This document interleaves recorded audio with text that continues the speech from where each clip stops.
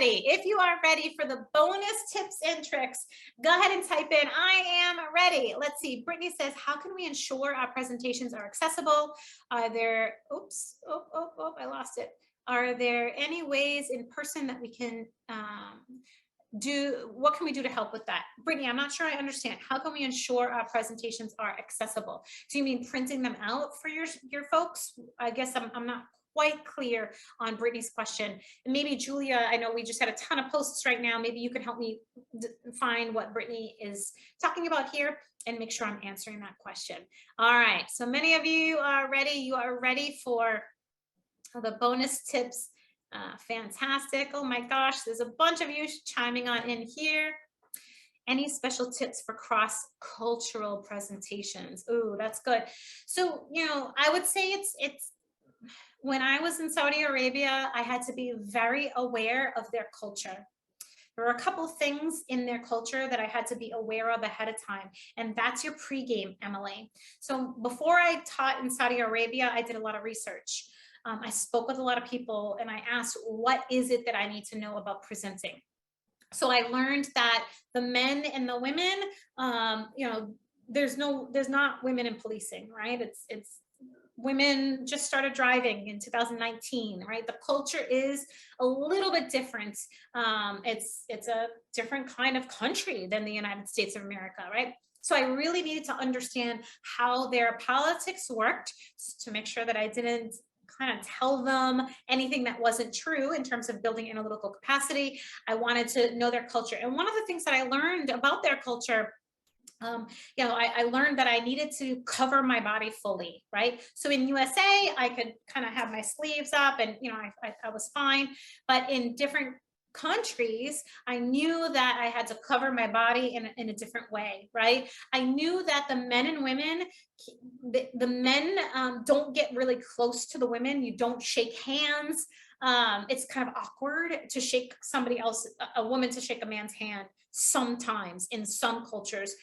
And that was my experience in Saudi Arabia. Some of them shook my hand and some of them didn't. Some of them wanted to create space. So I had to be very aware of their culture, why they were creating space. And it was a male-female thing. It was a respect thing. They wanted to respect me.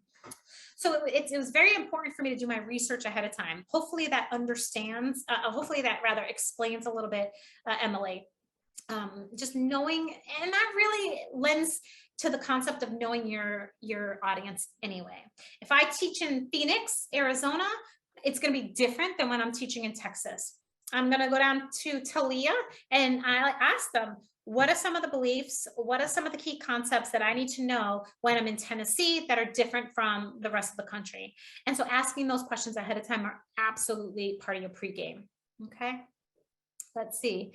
Any modification, extra tips for one-on-one presentations, presenting a new idea or discussion of promotion? I would say one of the things that I would always recommend is ask questions. Get curious. Ask more questions than you're talking, right? Ask more questions than you're talking, because then you can discover what is important to that person.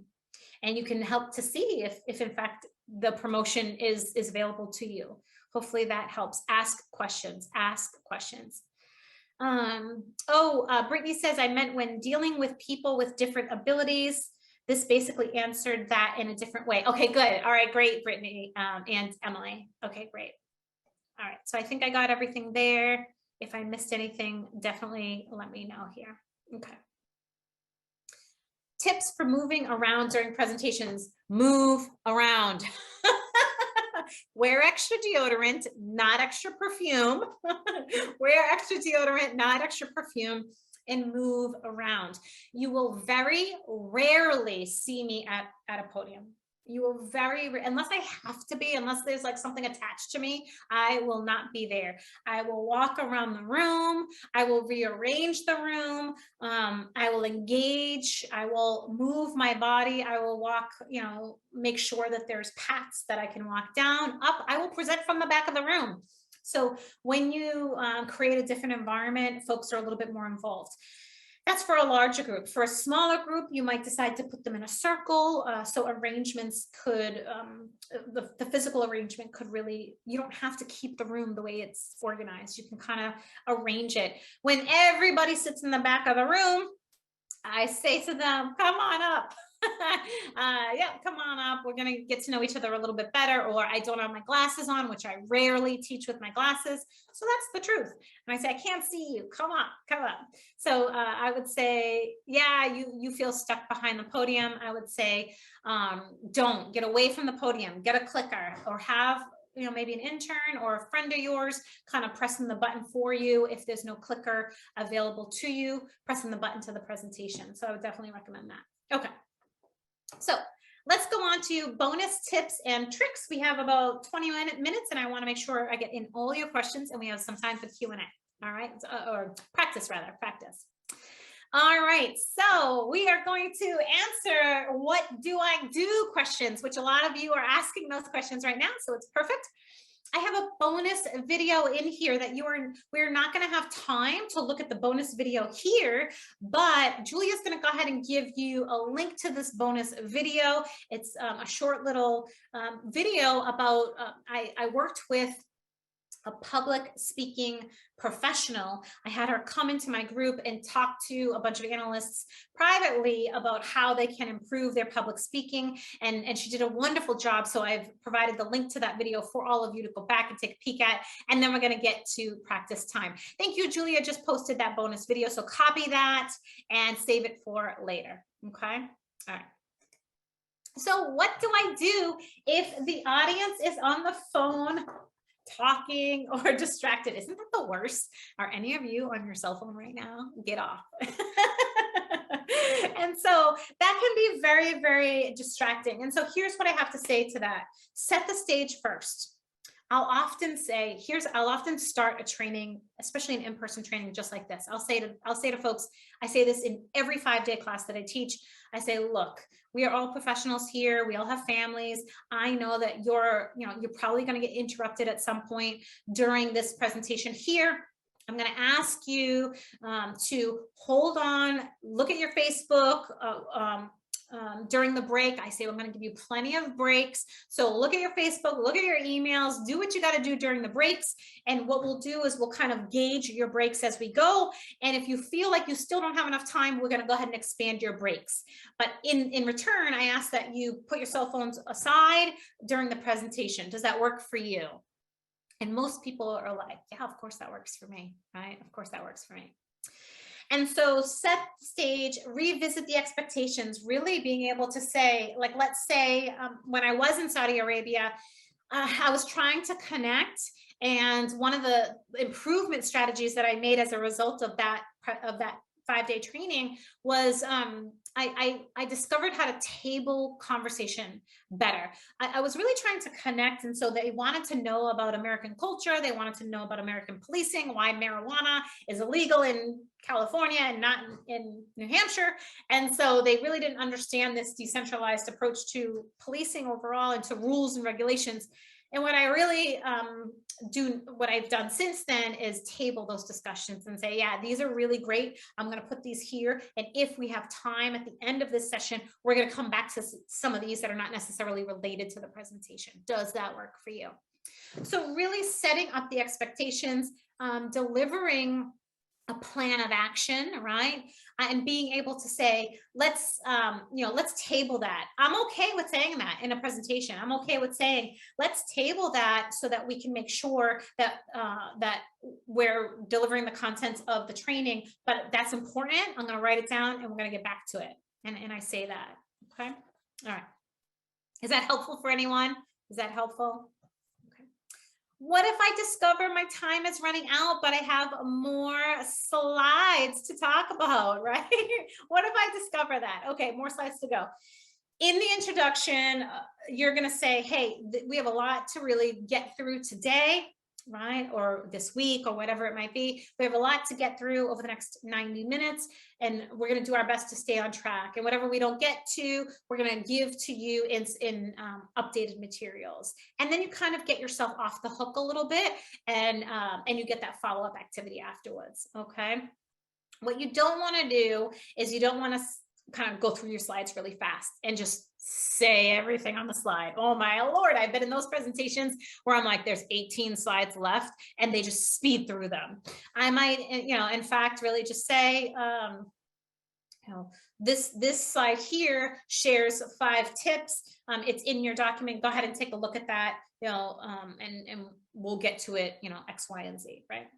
Margaret says, presenting information to people or communities that are not receptive to the data or the information you are providing. You're not going to please anyone. That's that equanimity thing, right? Knowing your purpose, knowing why you're there, knowing why you're delivering. Like right now, someone could be listening to this presentation or the recording of it saying, I know all of this. I know all of this, and that's okay. But I bet you at least half of you are finding some value. And those are the folks that I'm focusing in on, right? In the alternative, what do I do when I end a presentation really early? Well, this is the fun part. You get to really explore and be interactive.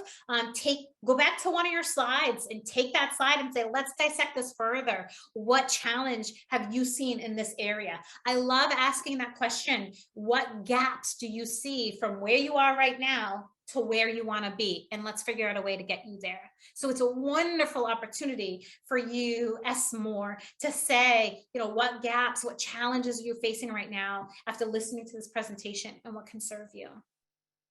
Yeah, Stephen, you're not going to please everybody. Yeah, yes, that's some fabulous language to use. What gaps are you experiencing? What challenges are you having? Okay, great questions.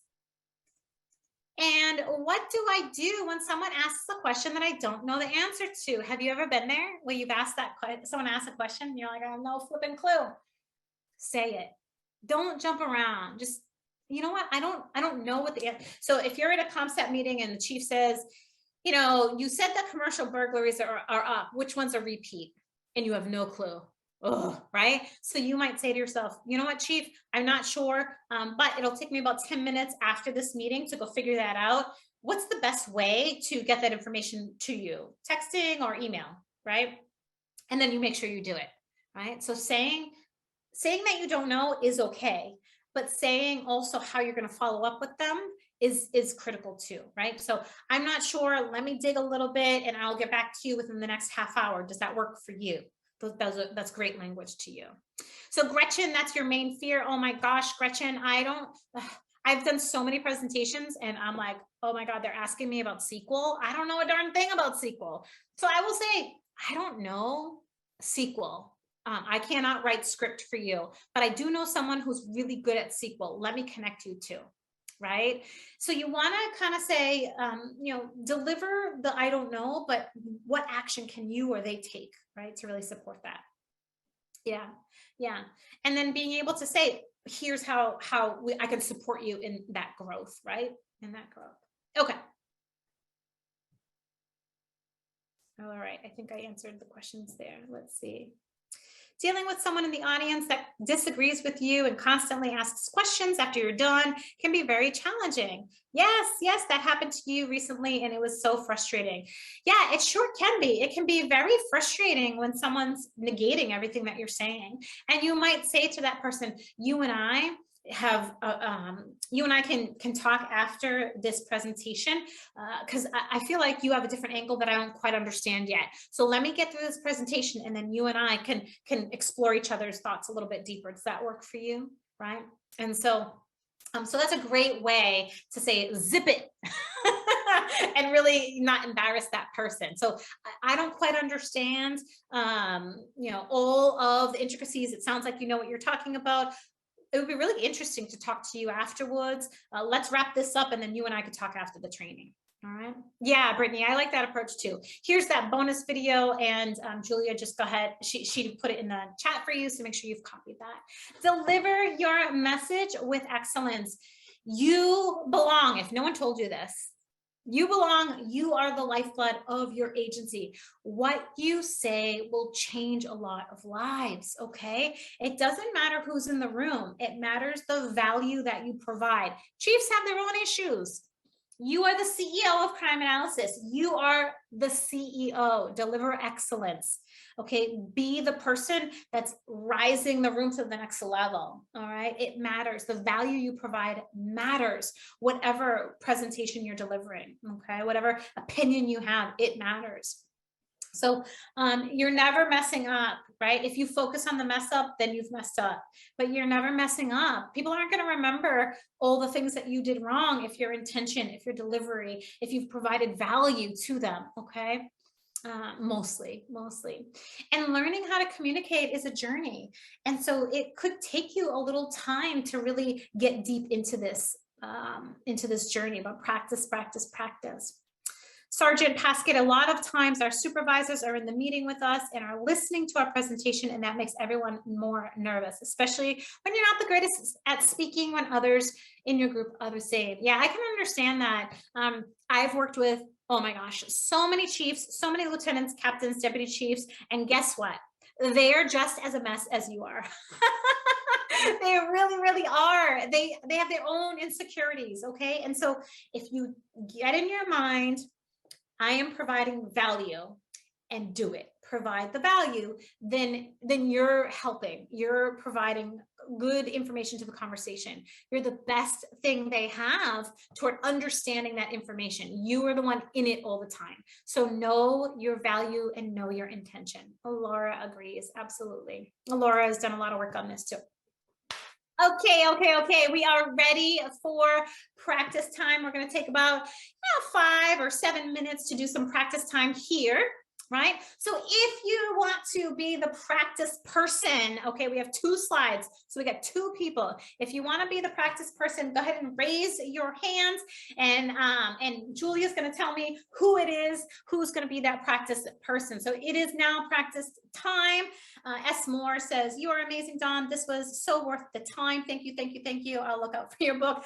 Oh, fantastic. I appreciate you. And we have a couple of other things after practice time that I'm going to share with you, S. Moore. So stay tuned. We have a couple more things before this presentation is over. So who is it that's going to do the practice time with me today? Julia, do we have any hands raised? Anyone that you have selected today? Nobody has their hands raised yet. Okay. I'm hoping it's because you can't find where the button is. Well, you can put it in the chat too, saying me. And I'll get started on this first one. Julia, just interrupt me when you have a person there, okay? Yep, we do have one. We have Michelle. All right. So Michelle, I'm going to give you permission to talk, and you should see the mic button come out, and you can come on and say hi. Hey there, this is Michelle. Hi, Michelle. What agency are you from? Well, actually, you don't have to tell me that. What state are you in? Maryland. All right. Welcome, Maryland. Glad you are here. Okay, so what do you think of the presentation so far? I think it's outstanding, and I think your energy is infectious. All right. I love it. I appreciate you. Thank you so much. All right. You ready to get started? Sure. I'm going to preface this with, this is a learning exercise for everybody here. So I'm going to pick apart a little bit about what you and how you say things. Is that okay? Sure. All right. So I'd like you to read these, or I'd like you to present these 3 lines to me today. Right now? Yes, ma'am. Okay. I went to the store to buy dog food. I bought dog food and brought it home. My dog ate that dog food. You've done this before. Once or twice. Oh, you're fantastic. Yes. So what typically happens in this scenario is someone pops on and they said, I went to the store to buy dog food, right? And it's like, it's a question, right? Michelle didn't do that. She was like, I went to the store to buy dog food. Did you hear her inflection? Did you hear her pronunciation? Did you hear her tone? Her rhythm? I went to the store to buy dog food. I bought dog food and brought it home. My dog ate that dog food. You saw how she pressed on ate, because that's what the important thing is, right? Michelle, you're a flipping rock star. Thank you so much. I have no critique for you. You're fantastic. Thank you. Yeah, absolutely. All right. Does anyone else want to practice the next one? Now, this one is not about dogs. It's about burglaries. So we have just a moment or two Don't be intimidated by Michelle. She's practiced already, okay? So you go ahead and pop on in here and let me know if you would like a little bit of tweaking, a little bit of help with this particular one. Julia, do we have anyone who's popping on here? Not yet. Just a reminder, the raise hand button, I believe it should be at the bottom of your screen. Oh, we do have one. Mhm. Oh, we have a few. Okay. Let's do S more, since I've seen them in the chat participating a lot. You should be able to talk now. Awesome. Welcome, Esmore. What's your name? Sylvia. Sylvia, thank you so much for joining in today and for having the courage to come in front of everybody here and practice, practice, practice. Congratulations. Thank you. All right. So are you a presenter? Do you present? Yeah, yes, but not as well as I like. I'll say that. Okay. All right. So you ready to dig a little bit? Are you okay if I kind of tear you apart a little bit? Absolutely. Okay. Now just regular flow. Go ahead and present this content to me today. Okay. Burglaries have increased 49%. Commercial burglaries in the downtown area involving ATM thefts have seen the largest increase. We checked past months and searched prison releases and have 3 potential suspects. All right. On a scale of 1 to 10 in the chat, go ahead and let us know how you think she did. How do you think you did? Sylvia, how do you think you did? 5. Really? Okay. What was positive about what you did? Well, the pace, I liked my pace. I liked your pace too. Yeah. What else was positive about what you did? Positive.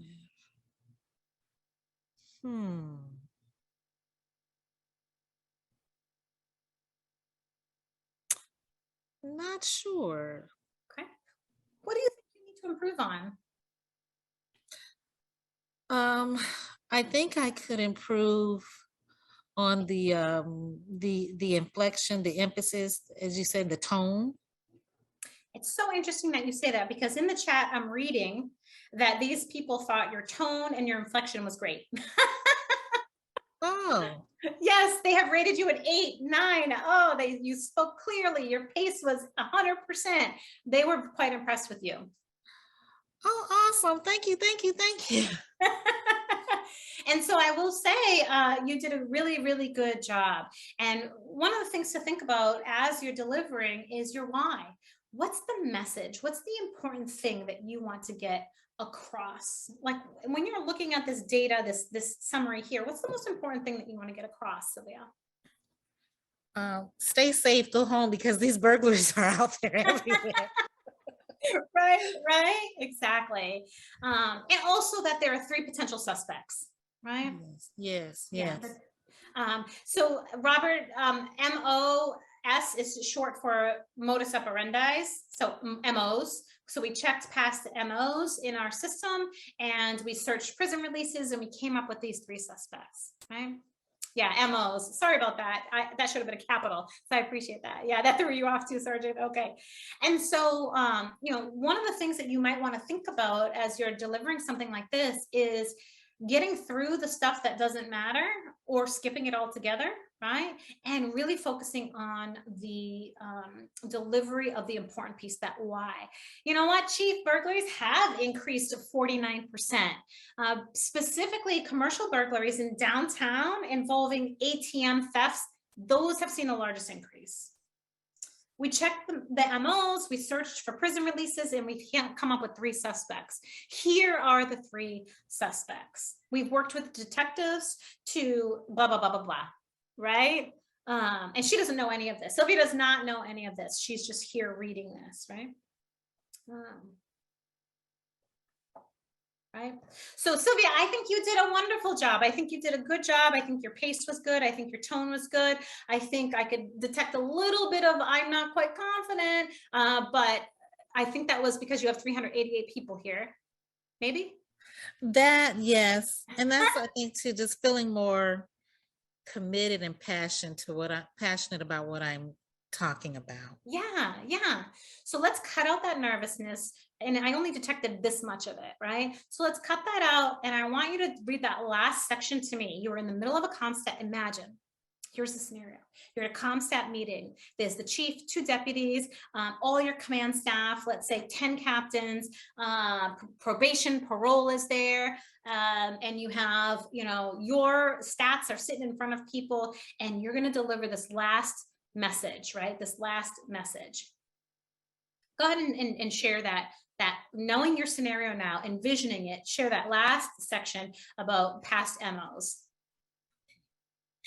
We checked past MOs and searched prison releases and have 3 potential suspects.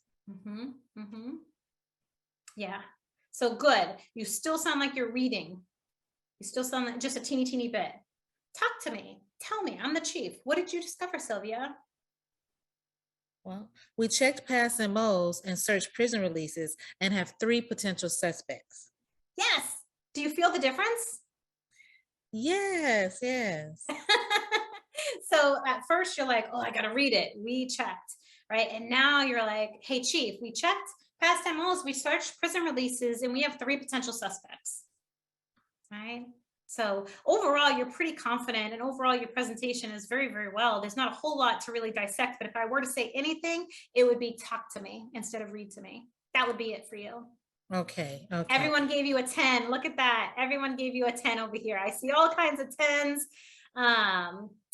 Lisa says improved inflection, nice pace. And she said, now you don't sound nervous or rushed. Beautiful. I like it. Adam says on Zoom presentations, do you give yourself a screen or bullet notes? Yes. So Adam, can you see? I don't know if you can see this, probably not. But these are my notes. Sylvia, thank you, thank you, thank you. Everyone give her a high five in the chat. You did great. I'm so thankful for you. You helped this presentation so wonderfully, and you really did a wonderful job, a great job presenting. You did good, very, very well. So Adam, I always print out my printouts just in case anything happens. And then I have my scribble, my little notes to make sure I say the things that I want to say. So the answer is yes. I have my bullets usually on a piece of paper so that I can just throw them when I'm done with them. I like the dramatic throw. All right. Kelly says, make sure you know the media. I had a thumb drive and it was CD. Yes, exactly. So that's a great tip, Kelly, is to make sure that you have the thumb drive with you, a printout. You don't always need a presentation.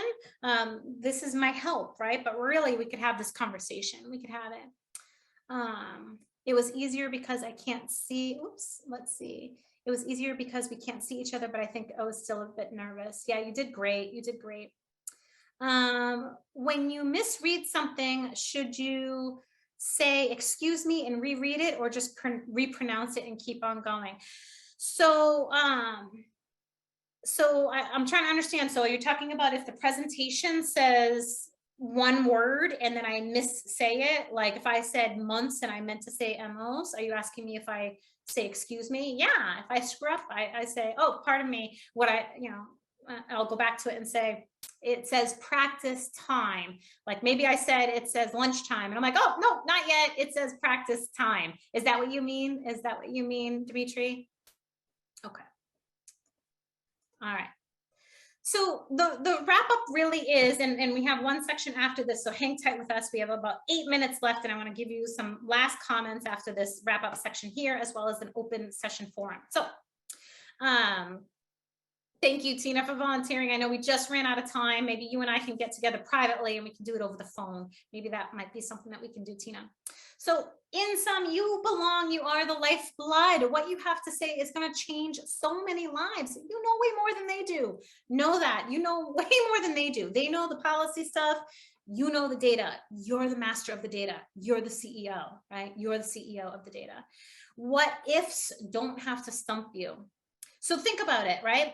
I invited Tina on and then the mute button didn't unmute for her. And I had to not invite Tina on because we're running out of time, right? And I have a couple more things I want to get through. So what if something happened to me, right? It just did.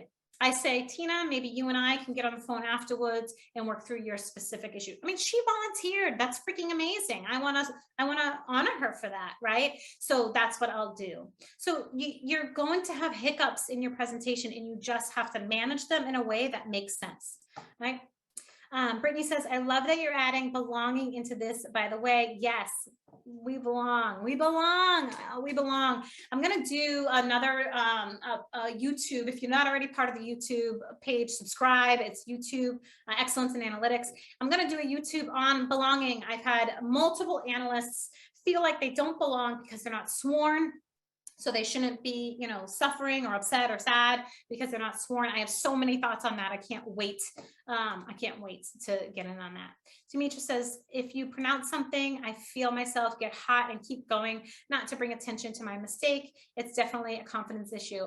I mean, yeah, absolutely. I think it's okay to just go, because someone might say, oh, that's how, is it supposed to be pronounced that way, right? Like, they don't know, you don't know. If you make a mistake, keep going. It's okay. I've made quite a few on this presentation, and I just keep on going because I'm not perfect, right?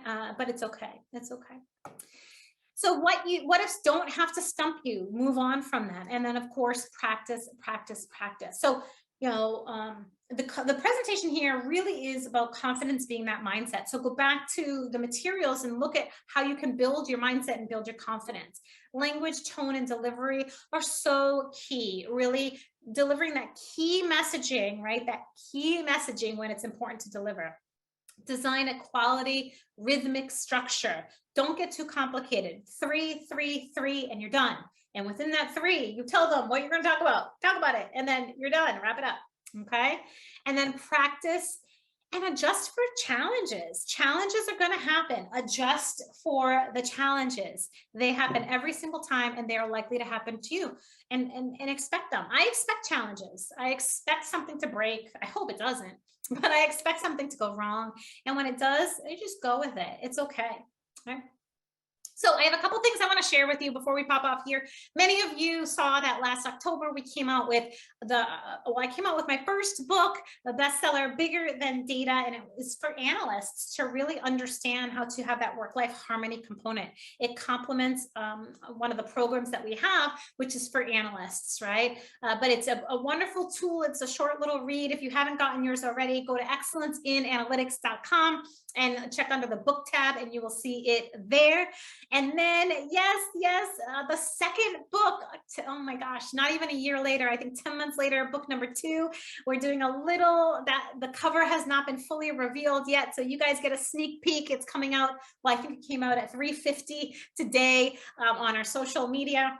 But we have a second book for building analytical infrastructure, and that is going to be coming out August 10th, building analytical infrastructure. And so the first book is really for the analysts, and the second book is for those who are building analytical design in your agency. You want to know how to have data quality, how to have buy-in, how to have all the things, right? So our second book, but August 10th coming out. And if you want to be on our email list to know when that, as well as other things come out, go ahead and you can go to Excellence in Analytics on Facebook, our page, and like us there, and you'll see everything that you need to see. We do have crime analysis school. I'm so thankful for GeoTime to really, allow me this time, the next couple minutes to share. We do have crime analysis schools. If you don't already know about them, we have School for Crime Analysts, and we've changed up the enrollment. So our analyst school is going to start in January, and our leadership school, our analyst supervisor leadership school, starts in October 4th. And we have already enrollment almost filled, or filling up rather. So you want to make sure you get our summer discount to be in our leaders program, which starts October 2022. And this is a 9-month program that brings you through everything you need to know about how to be a leader in a law enforcement environment. So we have, how to build your leadership, how to create buy-in, how to build everything you need, not only for your own leadership, but to build proper analytical capacity. So I'm really, really excited for that. Yes, Sylvia, work-life excellence. I believe we can be law enforcement professionals and have an amazing life, right? We don't have to do one or the other. We can do both. And the book really helps and the book and the training helps analysts do just that. So the Crime Analysis Leadership School starts in October. I know many of you have been reaching out to me asking for the enrollment link. It is on all of my social media at Excellence in Analytics on Facebook. Go ahead and like the page, on YouTube, on Instagram, on LinkedIn. Come and find me, Don Reby. And we have the Crime Analysis Leadership School marked at a big summer discount that folks are jumping on at right now, that 9-month program. Oh, thank you, Demetrius, for posting that. I appreciate it.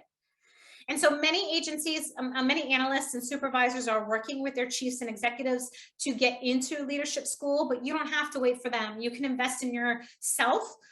Leadership is a transferable skill. You can be a leader anywhere in any agency and even in the private sector. So leadership school is very, very important for anyone who's looking to up level themselves. So if we only accept 20 students, that's it for the entire year. And then enrollment will be October 2023. So if you want to be in leadership school, make sure that you dive in right now. Reach out to me directly and we'll make sure we get you in, all right, at that summer discounted price. Here are some faces of our success stories. We actually have quite a few others in our programs, but the faces just don't fit here quite yet. But I'm so proud of each and every one of those. Yes, we have Annie in here. She's one of our leadership supports. So she helps with our leadership team and provides some tools for them. But we have so many success stories with our analysts, with our leaders. We've actually had quite a few analysts transition to the private sector in program management, which has been a pleasure helping them transition. So our coaching programs and our leadership and our crime analysis programs help at multiple levels.